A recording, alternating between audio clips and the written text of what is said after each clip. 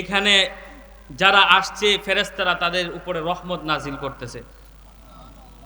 এটা আমার কথা না, যে একটা হাদিসের উদ্ধৃতি দিলে বুঝবেন। নবী করিম সাল্লাল্লাহু আলাইহি ওয়াসাল্লাম যখন এশান নামাজ পড়তে যাইতেন ইসলামের শুরুর যুগে, যখন নবী করিম সাল্লাল্লাহু আলাইহি ওয়াসাল্লাম এশান নামাজ পড়তে যাইতেন, এশান নামাজ শেষ করে বাড়িতে চলে আসতেন তাড়াতাড়ি। তো একদিন নবী করিম সাল্লাল্লাহু আলাইহি ওয়াসাল্লাম এশান নামাজ পড়ছেন, পড়ার পরে বাড়িতে আসতেছেন না। তখন নবী করিম সাল্লাল্লাহু আলাইহি ওয়াসাল্লামের স্ত্রী ছিলেন আম্মাজান খাদিজা রাদিয়াল্লাহু তাআলা আনহা। কে ছিলেন? আম্মাজান খাদিজা রাদিয়াল্লাহু তাআলা আনহা নবীর স্ত্রী ছিলেন। তখন ইসলামের শুরু যুগ, কাফেররা নবীর উপর আক্রমণ করতে পারে কি পারে না। তখন আম্মাজান খাদিজা রাদিয়াল্লাহু তাআলা আনহা চিন্তায় পড়ে গেলেন। নবী তো সব সময় এশার নামাজ পড়ে বাড়িতে চলে আসতেছেন, আইসা পড়েন, তাহলে আজ কেন দেরি হইতেছে? যেমন আমাদের স্ত্রীরা যখন কোথাও আপনারা যান, আসতে দেরি হইলে ফোন কি দেয় না, চিন্তা করে কি করে না? তেমনি নবী করিম সাল্লাল্লাহু আলাইহি স্ত্রী চিন্তা পড়ে গেলেন, কিরে নবী তো সব সময় এশার নামাজ শেষ করে বাড়িতে চলে আসে, আজ আসতেছে না কেন? তখন আম্মাজান খাদিজা রাদিয়াল্লাহু তাআলা আনহা ঘর থেকে বের হয়ে নবীজির খোঁজে বের হলেন। তখন হাঁটতে হাঁটতে দূরে দেখলেন যে এক খোলা ময়দানে আপনারা যেভাবে বসছেন, নবী করিম সাল্লাল্লাহু আলাইহি ওয়াসাল্লাম বয়ান করছেন সাহাবায়ে কেরামদেরকে নিয়ে। দূর থেকে আম্মাজান খাদিজা রাদিয়াল্লাহু তাআলা আনহা দেখলেন, আর দেখলেন যে সেখানে বৃষ্টি পড়তেছে। কি পড়তেছে? বৃষ্টি পড়তেছে। তখন আম্মাজান খাদিজা রাদিয়াল্লাহু তাআলা আনহা একটু স্বস্তি পাইলেন, না নবী কি নিরাপত্তায় আছে, বাড়িতে চলে আসলেন। কিছুক্ষণ পরে নবী করিম সাল্লাল্লাহু আলাইহি ওয়াসাল্লাম বাড়িতে আসলেন। আসার পরে তখন নবী করিম সাল্লাল্লাহু আলাইহি ওয়াসাল্লাম আসার সাথে সাথে চাদর ডাগায় দিলেন, নবী আপনি গা শরীর মুছে নেন।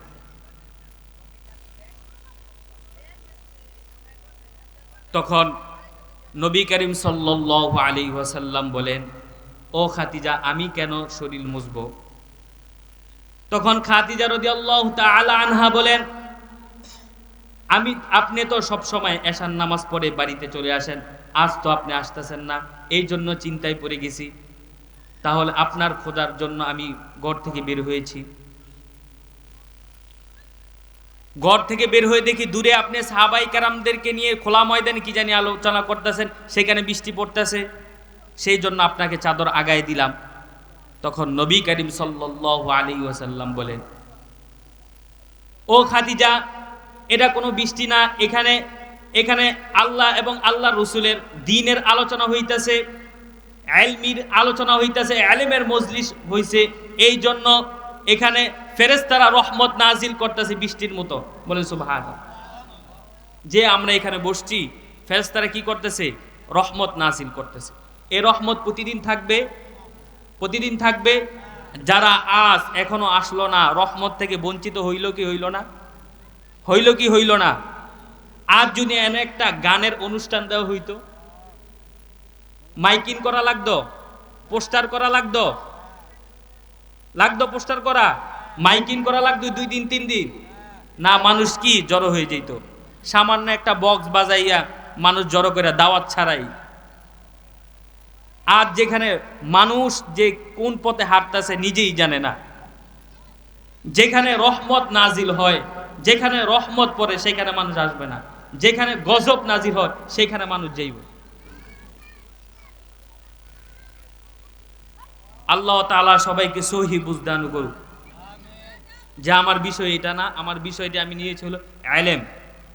যে আল্লাহ তাআলা বলেন, ফালাউলা নাফারা মিন কুল্লি ফিরকাতিন মিনহুম তাইফাতুল লিয়াতাফাক্কাহু ফিদ্দীন ওয়া লিয়ুনযিরা কওমাহুম ইযা রাজাউ ইলাইহিম লাআল্লাহুম ইয়াহযারুন। যে আল্লাহ তাআলা বলেন, তোমাদের মধ্যে থেকে এমন একটি দল কেন বের হয় না যারা ইলমে দ্বীন শিক্ষার উদ্দেশ্যে বের হবে? কি শিক্ষার উদ্দেশ্যে বের হবে? ইলমে দ্বীন।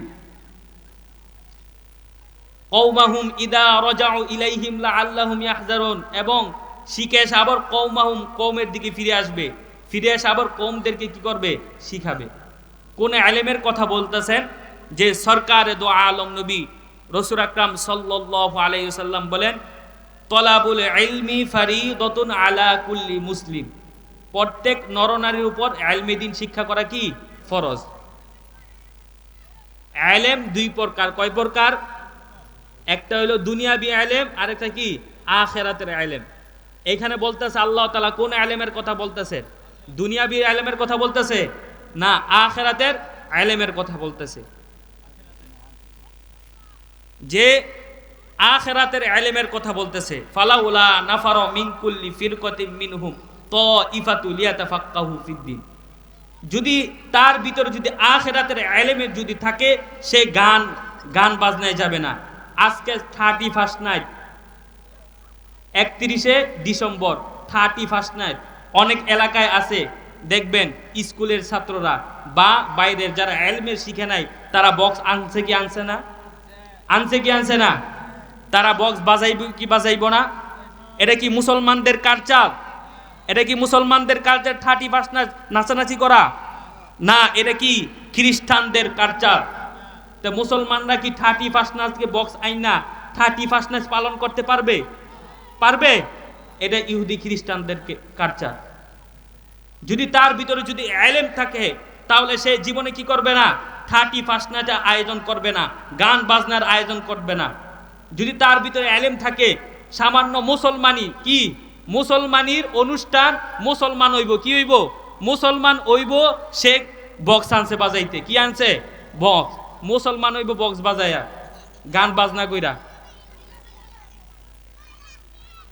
তে এটা যদি তার ভিতরে যদি ইলম থাকতো, তার ভিতরে যদি কি ইলম থাকতো, সেই কখনো কি মুসলমান হইতে হইলে কি গান বাজনায় মুসলমান হইতে হইব? বক্স বাজায় মুসলমান হইতে হইব? এই জন্য ইলমের প্রয়োজন আছে কি নাই? এই জন্য সরকারে দো আলম নবী রাসূল আকরাম সাল্লাল্লাহু আলাইহি ওয়াসাল্লাম বলেন, তলাবুল ইলমি ফারিদাতুন আলা কুল্লি মুসলিম, প্রত্যেক নরনারীর উপর ইলমে দ্বীন শিক্ষা করা ফরজ। কেন ফরজ? সে নামাজ কিভাবে পড়তে হবে, রোজা কিভাবে রাখতে হবে, যাকাত কিভাবে দিতে হবে, হজ কিভাবে পালন করতে হবে, ইসলামের হুকুম আহকাম কিভাবে পালন করতে হবে, রুকু সেজদা কিভাবে দিতে হবে, কুরবানি কিভাবে করতে হবে, ইসলামের যত হুকুম আহকাম আছে সে কিভাবে পালন করবে, সেই জন্য ইলমে দ্বীন শিক্ষা করার প্রয়োজন আছে নাকি নাই? তার নামাজে কিভাবে বলতে হবে সে বুঝবে। সে রোজা রাখছে, রোজায় কোনটা রোজা তার রোজা ভাঙ্গা যাইতেছে সে বুঝবে। সে কুরবানি কিভাবে করতে হবে, হজ কিভাবে পালন করতে হবে, আমার ইসলাম মোতাবেক কিভাবে চলতে হবে, সে কি বুঝবে? তার যদি ইলম না থাকে। এই জন্য সরকারে দো আলম নবী বলেন, তলাবুল ইলমি ফারিদাতুন আলা কুল্লি মুসলিম, প্রত্যেক নরনারীর উপর ইলমে দ্বীন শিক্ষা করা ফরজ। এই জন্য শুধু দুনিয়ার ইলমে দ্বীন শিক্ষা করলে ফরজ না, আখিরাতের ইলমে দ্বীন শিক্ষা করা কি ফরজ। আর যদি ইলমে দ্বীন তার ভিতরে যে ইলমে দ্বীন থাকে, তাও দুনিয়াও ফায়দা, আখিরাতও কি ফায়দা। কিভাবে ফায়দা? আখিরাতও কি ফায়দা। আমরা কি দুনিয়াবি ইলম না শিখি নাই, আল্লাহ কি আমাকে লসে লাগছে? লসে রাখছে না? আলহামদুলিল্লাহ, আলহামদুলিল্লাহ। অনেকে মাস্টার শেষ করছে, কলেজে পড়া, ভার্সিটির পড়া মাস্টার শেষ করছে, এখনো চাকরি পায় না, ঘুরে। আছে নাকি নাই? নাই। আছে নাকি নাই? আছে। এই জন্য ইলমে দ্বীন শিক্ষা করা কি ফরজ। আর আমাদের যাদের সন্তান আছে, ইলমে দ্বীন শিখাবো কি শিখাবো না? ইলমে দ্বীন ছেলে সন্তানকে, মেয়ে সন্তানকে ইলমে দ্বীন শিক্ষা করলে কি ফায়দা? সময় অল্প, সামান্য কথা বলে কি করে দিব? শেষ করে দিব। যে ছেলে সন্তানকে ইলমে দ্বীন শিক্ষা করাইলে কি ফায়দা? যে আনোয়ার শাহ কাশ্মীরি রহমতুল্লাহি আলাইহির ঘটনা, যে আনোয়ার শাহ কাশ্মীরি রহমতুল্লাহি আলাইহি কে ছিলেন? তিনি কিভাবে আনোয়ার শাহ কাশ্মীরি রহমতুল্লাহি আলাইহি হলেন? যে ইমাম আনোয়ার শাহ কাশ্মীরি রহমতুল্লাহি আলাইহির বাবা নিয়ত করছে যে সে কখনো কি করবে না? বিবাহ করবে না। কি করবে না? বিবাহ করবে না, নিয়ত করছে। তো একদিন মুরিদদেরকে নিয়ে সকালে ফজরের উপর হাঁটতে বের হইছে, কবরের পাশ দিয়ে যাইতেছে, দেখতেছে কবরের পাশে, কাশ্মীরের কবরের পাশে দুইজন ছেলে হাউ মাউ করে কবরের পাশে দাঁড়ায় হাত তুলে দোয়া করতেছে, কান্না করতেছে। তখন দোয়া শেষে আনোয়ার শাহ কাশ্মীর রহমতুল্লাহ আলের বাবা ডাক দিলেন, আল্লাহর ওলি মানুষ ডাক দিলেন, এদিকে আসো বাবা, তোমাদের বাড়ি কই? আমাদের কাশ্মীরের অমুক এলাকায় আমার বাড়ি, অমুক জায়গায়। তোমরা পড়ো কোথায়? দারুল উলুম দেওবন্দ মাদ্রাসায় পড়াশোনা করি। কাশ্মীর অনেক দূর, মানে দারুল মানে ভারত থেকে কাশ্মীর অনেক দূর না? তারা পড়াশোনা করে ভারতে, আসে কই? কাশ্মীরে দোয়া করার জন্য। তার মা বাবা কয় তোমরা দোয়া করো, কার জন্য আসছো? মা বাবার জন্য দোয়া করার জন্য আসছি এখানে। কয় কি, কয় তোমরা কিভাবে আসো, ভাড়া পাও কোথায়? কয় মাদ্রাসায়, দারুল উলুম দেওবন্দ মাদ্রাসায় ভাতা দেওয়া হইতো আগে, তো ওই টাকা জমায়ে জমায়ে আমরা কি করি, দারুল উলুম দেওবন্দ থেকে কাশ্মীরে আসি। আমরা কি কখনো যাদের বাপ মা ইন্তিকাল করেছে, আমরা কি কখনো গেছি কবরের পাশ দিয়ে গোকসর যাই, পাতাইল্লা দিকে লাইটটা জায়গা, সামান্য সালাম দি মহিলা দেই না? দেই, আসসালামু আলাইকুম আহলাল কবর দেই না। আমরা সদাইটা কি জায়গা। তারা ইলমে দ্বীন শিখছে বিদায় তারা কি করে, দারুল উলুম দেওবন্দ থেকে কি কোথায় আসে, কাশ্মীরে আসে, আয়েশা মা বাবার জন্য দোয়া করে। এই জন্য আমি সবাইকে অনুরোধ করব, যখনই আমরা কবরের পাশ দিয়ে যাব তখনই সালাম দিয়া কি করব, মা বাবার জন্য কি সূরা ফাতিহা, সূরা ইখলাস যা পারি আমরা কি করব, ইসালে সব পাঠাই দিব। পাঠাবো তো ইনশাল্লাহ?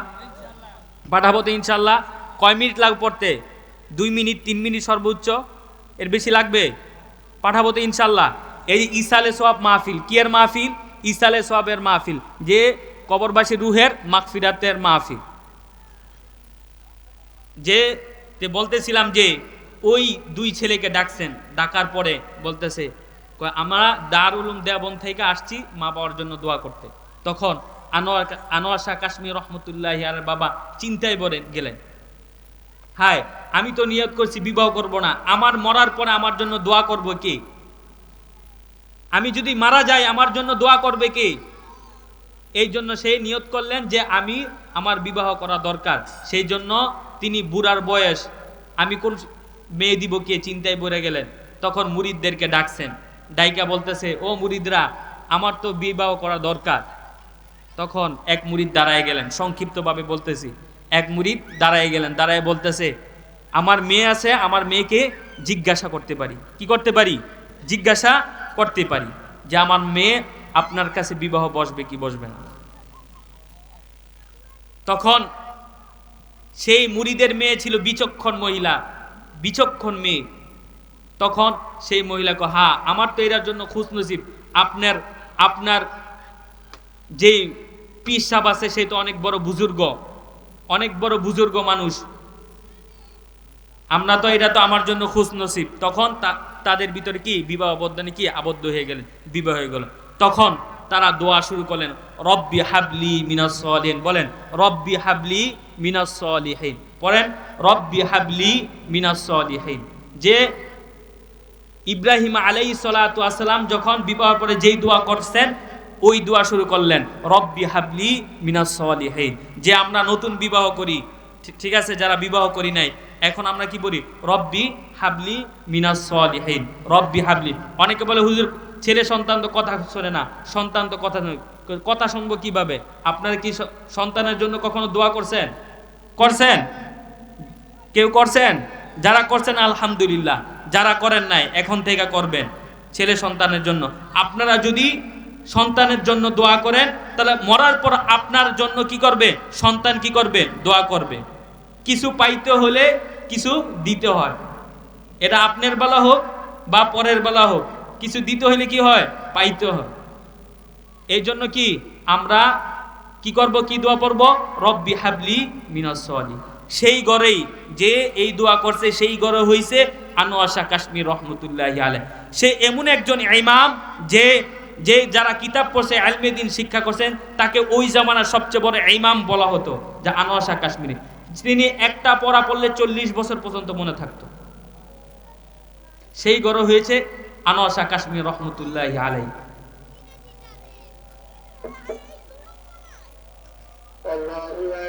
আজানের জবাব নেই।